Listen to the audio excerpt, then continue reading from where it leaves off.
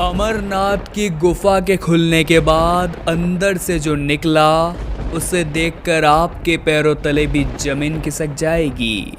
आज की वीडियो में बाबा बर्फानी का एक ऐसा चमत्कार हम आपको बताने वाले हैं, जानकर आप भी दांतों तले उंगलियां चबाने लगेंगे। अगर आप भी अमरनाथ के सच्चे भक्त हैं तो वीडियो को लाइक करके कमेंट बॉक्स में जय बाबा बर्फानी जरूर लिखिएगा। इस घटना की शुरुआत होती है महानगर दिल्ली से। यहाँ पर रहने वाले पंकज जी शर्मा कई सालों से अपने बेटे की सरकारी नौकरी का सपना देख रहे थे। उन्होंने महादेव के सामने यह मन्नत ली कि अगर सन 2023 की शुरुआत में उनके बेटे की सरकारी नौकरी लग जाती है तो वे अमरनाथ यात्रा के पहले ही दिन बाबा बर्फानी के दर्शन करने के लिए आएंगे। और 1 से 2 महीने में चमत्कार कुछ ऐसा हुआ कि उनके बेटे की रेलवे में सरकारी नौकरी लग गई। अब समय था उस मन्नत को पूरा करने का और 1 जुलाई 2023 से बाबा अमरनाथ की यात्रा शुरू होने वाली थी। अमरनाथ की ये गुफा भगवान शिव के प्रमुख धार्मिक स्थलों में से एक है, इसलिए अमरनाथ को तीर्थों का तीर्थ कहा जाता है। हर साल दुनिया भर से हजारों श्रद्धालु भगवान शिव के दर्शन के लिए आते हैं और इसी गुफा में 10 से 12 फीट ऊंचा प्राकृतिक शिवलिंग बनता है। लेकिन जिस जलाधारी से बूंद बूंद गिरती है वो पानी कहाँ से आता है, आज तक कोई भी वैज्ञानिक इस बात का पता नहीं लगा पाए हैं। पंकज जी को पूरा विश्वास था कि वो अमरनाथ की यात्रा पैदल चलकर ही पूरी करेंगे, जिसके लिए वो दिल्ली महानगर से श्रीनगर के लिए रवाना हो गए। श्रीनगर से 96 किलोमीटर का सफ़र पूरा करके वो पहलगाम पहुँचे। कहा जाता है पहलगाम अमरनाथ यात्रा का पहला पड़ाव होता है। लेकिन सवाल ये उठता है कि पहलगाम को अमरनाथ का पहला पड़ाव आखिर क्यों कहा जाता है। देखिए, महादेव तो अजर अमर अविनाशी है, लेकिन माता पार्वती को जन्म मरण के चक्र से हर युग में गुजरना पड़ता था और शिव को पति रूप में प्राप्त करने के लिए हर जन्म में कठोर तपस्या भी करनी पड़ती थी।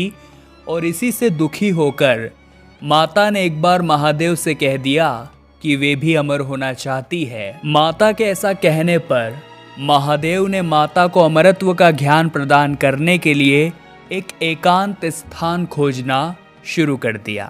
अंत में उन्होंने हिमालय में एक ऐसा स्थान खोजा जो वाकई में परम गोपनीय था और इसी स्थान की यात्रा में सबसे पहला पड़ाव आया पहलगाम, जहां पर उन्होंने अपने नंदी बैल को छोड़ा था।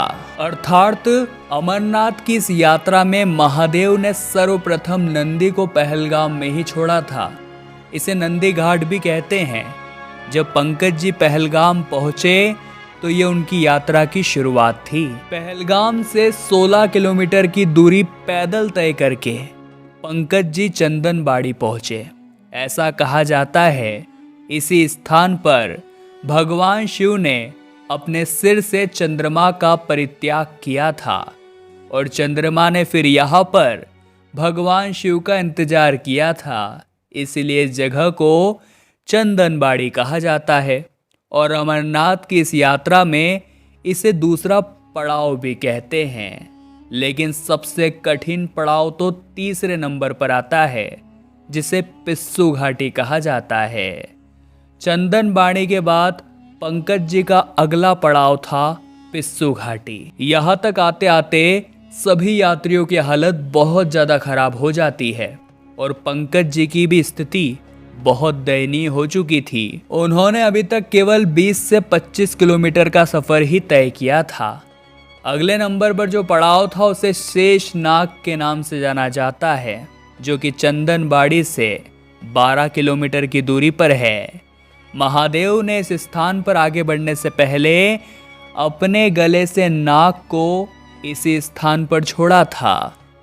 यहीं पर एक शेषनाग झील भी है और कहते हैं इस झील का आकार शेषनाग के समान है और आज भी शेषनाग इसी झील में निवास करते हैं। अपनी यात्रा के इस पड़ाव में जब वे 4 से 5 किलोमीटर और आगे बढ़े तो उन्हें गणेश टॉप दिखाई दिया। कहते हैं भगवान शिव ने इसी स्थान पर अपने प्रिय पुत्र गणेश जी को भी छोड़ दिया था। ये जगह बहुत ही सुंदर है। यहाँ पर बहुत सारे झरने हैं जो यात्रियों का ध्यान अपनी ओर खींच ही लेते हैं। लेकिन अब बारी थी कि पंकज जी अंतिम पड़ाव तक पहुंच जाए, जो कि गणेश टॉप से 5 से 6 किलोमीटर की दूरी पर है। इस अंतिम पड़ाव को पंचतरणी के नाम से जाना जाता है। ऐसा माना जाता है महादेव ने यहाँ पर पंच तत्वों का भी त्याग कर दिया था, जिसमें पृथ्वी, जल, वायु, आकाश और अग्नि शामिल है। पहलगाम से लेकर पंचतरणी तक की यात्रा बहुत कठिन मानी जाती है।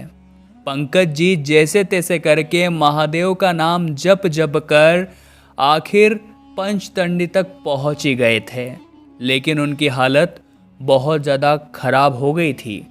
वो डिहाइड्रेशन का शिकार भी हो गए थे। लेकिन अब गुफा का द्वार ज़्यादा दूरी पर नहीं था और वो दिनांक थी 1 जुलाई सन 2023। वो यात्रा का पहला ही दिन था और पंकज जी पहली ही लाइन में महादेव के बहुत अच्छी तरह से दर्शन करना चाहते थे। वो सुबह सबसे पहले गुफा के द्वार पर पहुंच गए और जैसे ही गुफा के द्वार खोले गए और जब वे गुफा के अंदर पहुंचे तो वहां का नज़ारा बहुत चौंकाने वाला था। उन्होंने विशाल काय बाबा बर्फानी की 12 फीट ऊंची शिवलिंग के दर्शन किए। तभी वहां पर उन्होंने एक चमत्कार महसूस किया। उन्होंने इतनी सारी यात्रा तय करी थी, जिस वजह से वे बहुत ज़्यादा थक चुके थे। उनकी तबीयत बहुत खराब हो चुकी थी, लेकिन गुफा के अंदर प्रवेश करते ही, बाबा बर्फानी के दर्शन करते ही वे एकदम से तरोताजा महसूस कर रहे थे। तभी पंकज जी ने विशालकाय शिवलिंग के पास ही एक कबूतर का जोड़ा देखा, जो पल भर में ही अपनी लीला रचकर वहां से ओझल हो गया।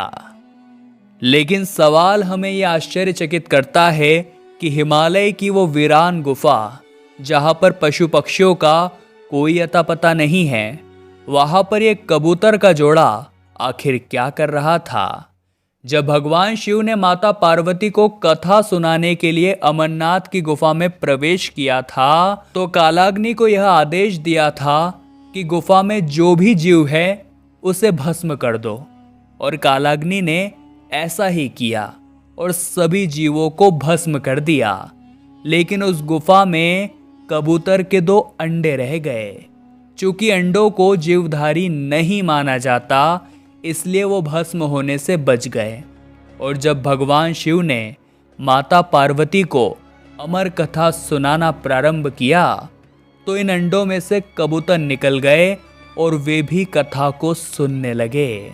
इस प्रकार इन कबूतरों ने साक्षात भगवान शिव और माता पार्वती के दर्शन किए और उस अमर कथा को सुनकर दोनों कबूतर सर्वदा सर्वदा के लिए अमर हो गए। और अमरनाथ की गुफा खुलते ही पंकज जी को भी इन्हीं कबूतरों ने दर्शन दिए थे।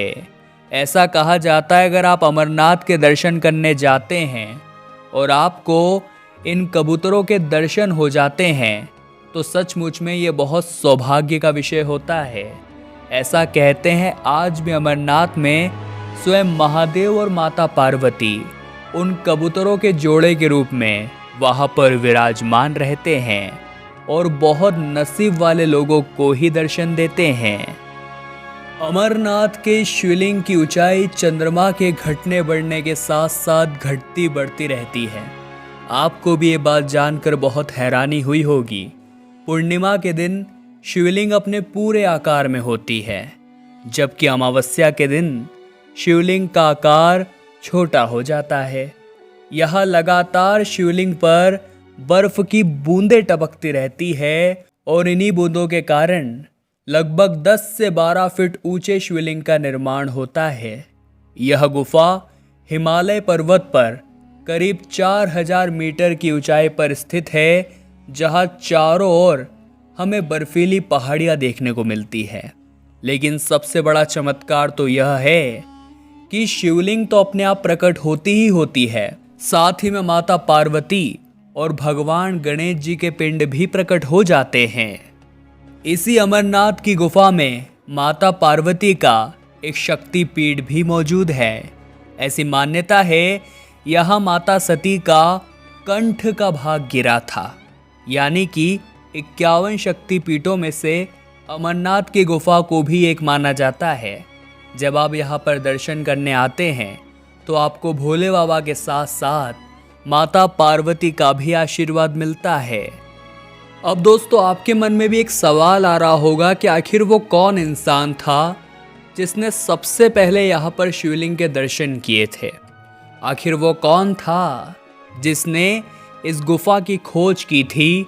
तो एक पौराणिक कथा के अनुसार अमरनाथ गुफा के पहले दर्शन महर्षि भृगु द्वारा किए गए थे। एक कथा के अनुसार एक बार कश्मीर की घाटी पूरी तरह से पानी में डूबने वाली थी। उस समय महर्षि कश्यप ने नदियों और नालों के जरिए पानी को बाहर निकालने की कोशिश करी और पूरी तरह से जब पानी बाहर निकल गया तो उस समय महर्षि भृगु हिमालय की यात्रा करते हुए उस रास्ते से निकल रहे थे। उन्हें तपस्या के लिए एक शांत जगह की तलाश थी। ऐसे में वो खोज करते हुए अमरनाथ की गुफा तक पहुंच गए, जहां उन्होंने बाबा बर्फानी के दर्शन किए। तभी से हर साल अमरनाथ की पवित्र गुफा के दर्शन करने के लिए भक्तों की भीड़ जमा रहती है। यहाँ पर शिवलिंग का निर्माण अपने आप ही होता है। गुफा में पानी की बूंदें जो टपकती है, आखिर वो पानी कहाँ से आता है? कई वैज्ञानिकों ने इसका पता लगाने की कोशिश करी। अनेक भक्तों ने, अनेक यात्रियों ने व अनेक वैज्ञानिकों ने इस रहस्य को जानने के लिए विभिन्न वैज्ञानिक अध्ययन भी किए, लेकिन अपने आप बनने वाले स्वयंभू ज्योतिर्लिंग के निर्माण के पीछे कोई भी वैज्ञानिक किसी वैज्ञानिक तत्व को नहीं ला पाया। सभी वैज्ञानिक भी अमरनाथ की गुफा के सामने अपने घुटने टेक चुके हैं और यहाँ जो स्वयंभू ज्योतिर्लिंग का निर्माण अपने आप से होता है, इस चमत्कार को आज विज्ञान भी नमस्कार करता है। पंकज जी अपनी इस पूरी यात्रा के दौरान महादेव के चमत्कार को महसूस कर रहे थे और उनके ऊपर महादेव की बहुत बड़ी कृपा थी। कबूतर के जोड़े ने भी उन्हें दर्शन दिए और साल के पहले ही दिन यात्रा के दौरान उन्हें स्वयंभू ज्योतिर्लिंग बाबा बर्फानी के दर्शन प्राप्त हुए और इस दर्शन को सामान्य दर्शन से लाख गुना ज़्यादा फल देने वाला बताया गया है।